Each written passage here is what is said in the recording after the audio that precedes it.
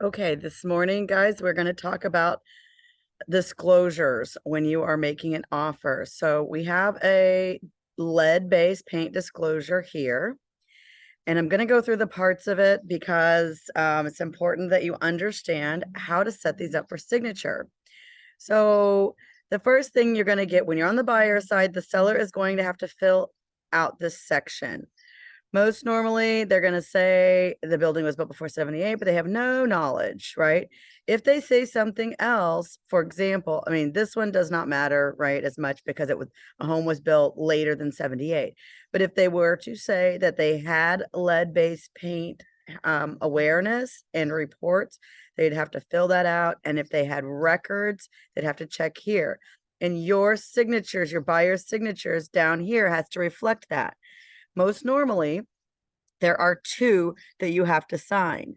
Buyer received the pamphlet, Protect Your Family from Lead-Based Paint in Your Home.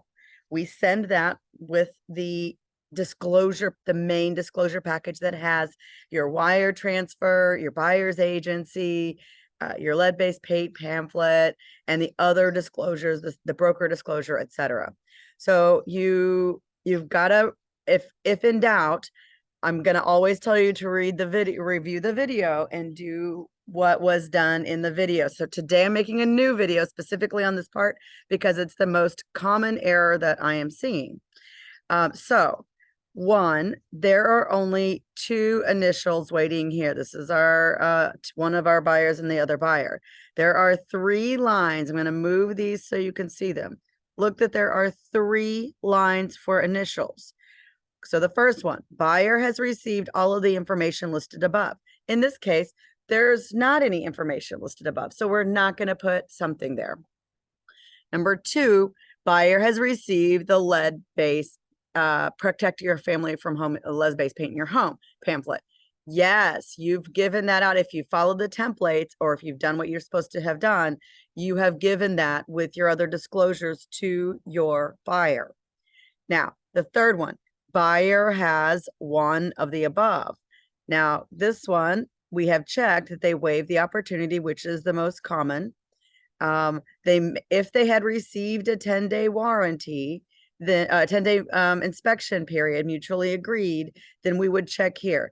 I've honestly never seen this happen. I think if a buyer had in inspections included that and then had that, we would have checked it.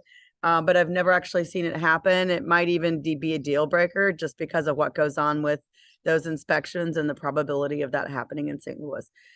In any case, so we owe two initials for each buyer here. One, that they received the pamphlet.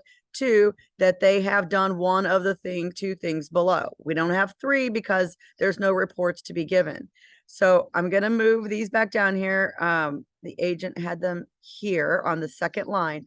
I'm also going to show you, you can make these smaller, right? So you make it small so that it fits, right? And this one can go here. We're going to make it small here. Now we have to place initials on the second line. I'm going to do that by copying. You could do it by placing the initials. So I just did a shift and selected both of these, Control C, then a Control V, and they come right down almost in the right spot, but I'm going to click and drag them to just a good spot there, right?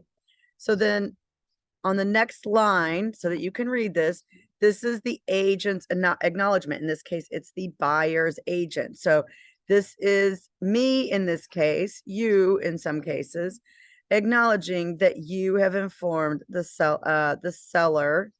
Oh, that's me. Sorry, I should have done that. There's a good one. This is the listing agent's acknowledgement that I have informed seller of their rights, and I missed that before. So this agent kindly put it there for me. So thank you very much.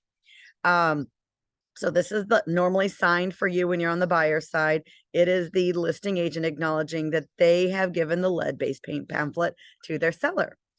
Now, then you've got obvious, maybe buyer's signature and buyer's date on the two of them. I'm going to show you a trick here. When you're placing these yourself, things fill out to the right. This date signed is, as you can see it here, is pretty long. So I tend to put these fields in the middle. If you ever wondered why they're in the middle, it's so that they don't overwrite the seller's signature, right? And now as the selling agent here, I'm the listing agent.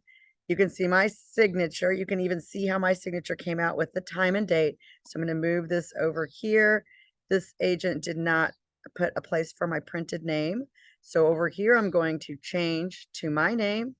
I'm going to place the name field, right? Now, as long as we got you on here, I'm sorry, there's a B in my face. I'm going to scroll down, and this is the seller's disclosure document. So the seller is already indicated here. Buyers need to initial on every single page. So I'm just checking for buyer initials on every single page. And so you can see here, seller's never lived in the property, has limited knowledge of its condition. And then seller has signed here, buyers are signing here, and this one is complete. So I'm going to correct that. And while it's correcting, I'm going to stop the recording.